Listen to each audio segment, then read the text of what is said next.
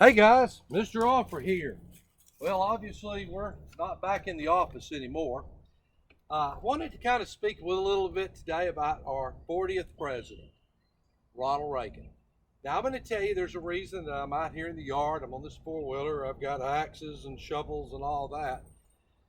Ronald Reagan was your outdoor guy. Ronald Reagan owned a little ranch up in California, and if you Google, you always find him out there with an axe, cutting brush, or a shovel, or a chainsaw.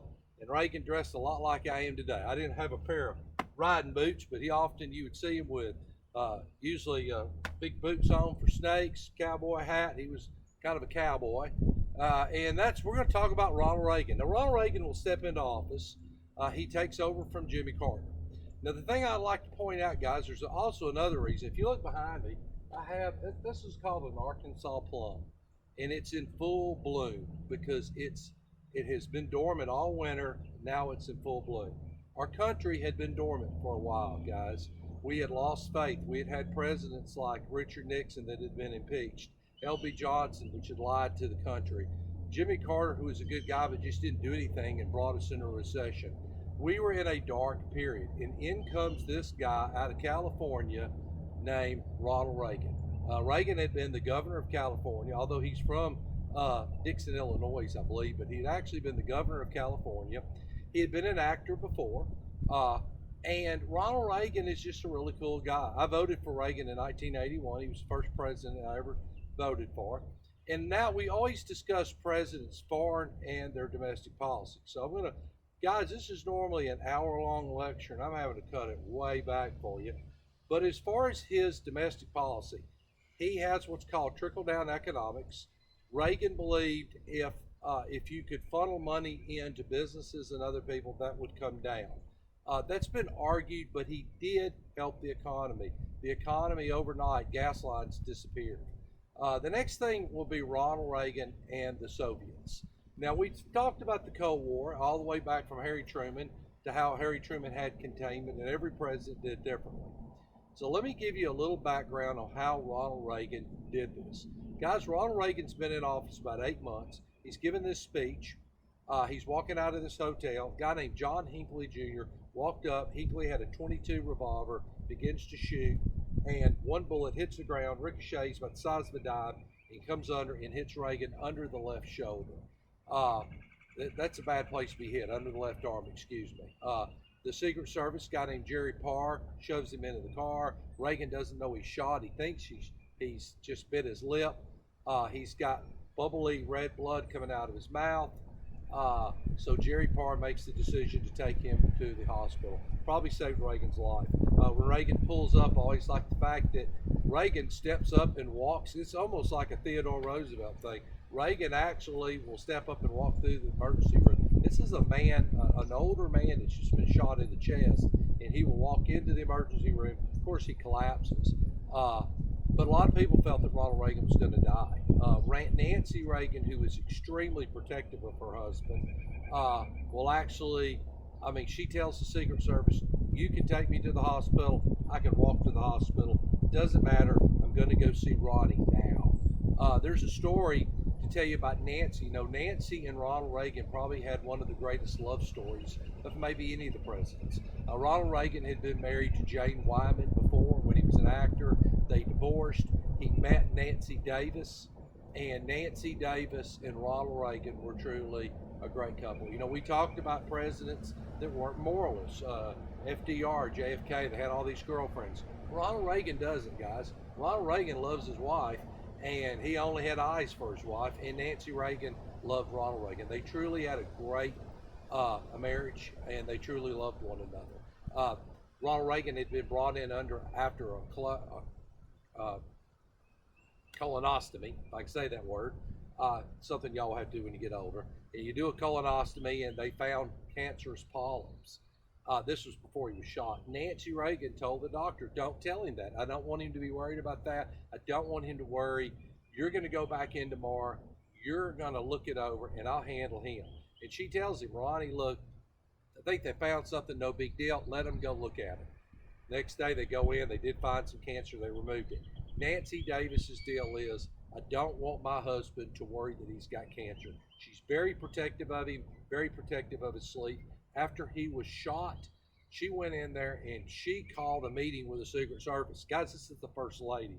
And she told them, never, never, never, never will this ever happen again. And she pretty much will rake those guys over the coal and told them, your job is to protect my husband, and you didn't do it, and you're never going to let this happen again. So she was a, y'all may know women like that. Nancy didn't play around. Now, the thing about Ronald Reagan being shot that's important, guys, Ronald Reagan was a very religious person. Next to Woodrow Wilson, I would claim him as one of the top in the 20th century. But I'm going to tell you something. Reagan was a guy that believed that God had saved his life. And I'm going to tell you, Reagan could have very easily died on that operating table, guys. He is shot up under the left arm. It's a small, little 22 bullet that's panned out the size of a dime. In fact, it's a female nurse that will actually get it out of his chest because they had to have somebody with little fingers. But Reagan believes he has been spared, and he has been spared so he can stop the Cold War. So what Reagan's going to do, guys, is he will propel the Soviet Union into an arms race. He's going to force them to go up against the United States in an all-out arms production. Guys, there's no way that the Soviets could hold a candle to the Americans and the capitalistic program that we have. We have an industrial machine. We've had it since World War II, guys, and we basically will drive their economy down. Now, they put a new leader in there. His name is Mikhail Gorbachev. Gorbachev and Reagan will have a series of meetings, and during that, they will decide on arms reduction.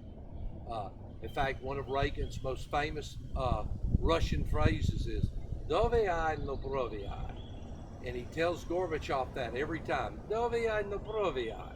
That means that's an old Russian verb: trust but verify. So Reagan was telling him, "Look, we trust you, but you're going to verify you're getting ready." So between Gorbachev and Reagan, they actually reduced the nuclear threat that we have, and that pretty much will end the Cold War. Reagan will give his most famous speech, tear down that wall, Mr. Gorbachev, that's the wall in Berlin, and he will request that they tear it down, and they do. And under Ronald Reagan, the Cold War will end.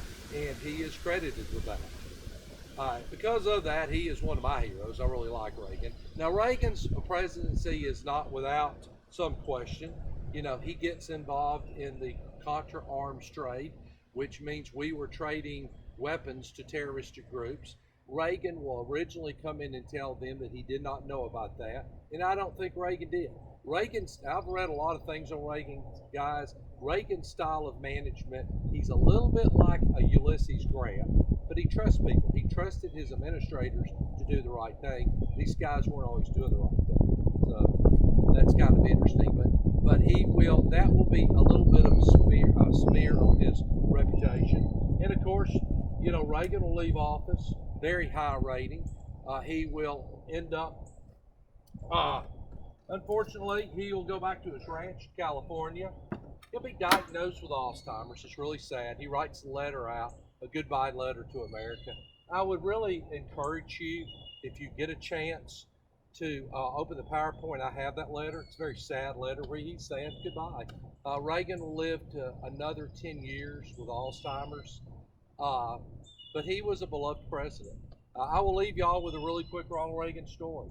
You know, at one point when Reagan was elderly, living at the home in the last stages of Alzheimer's, he wandered away. Now, if you're an Alzheimer's patient and you're the Secret Service, this is bad news. Well, the Secret Service went out to look for him, and they found him standing outside by a bus stop, and there was a bunch of people out there. And what they figured out, these people loved Ronald Reagan. Even though they knew he was sick, they sit there and talked to him. So guys, that's Ronald Reagan. We come back.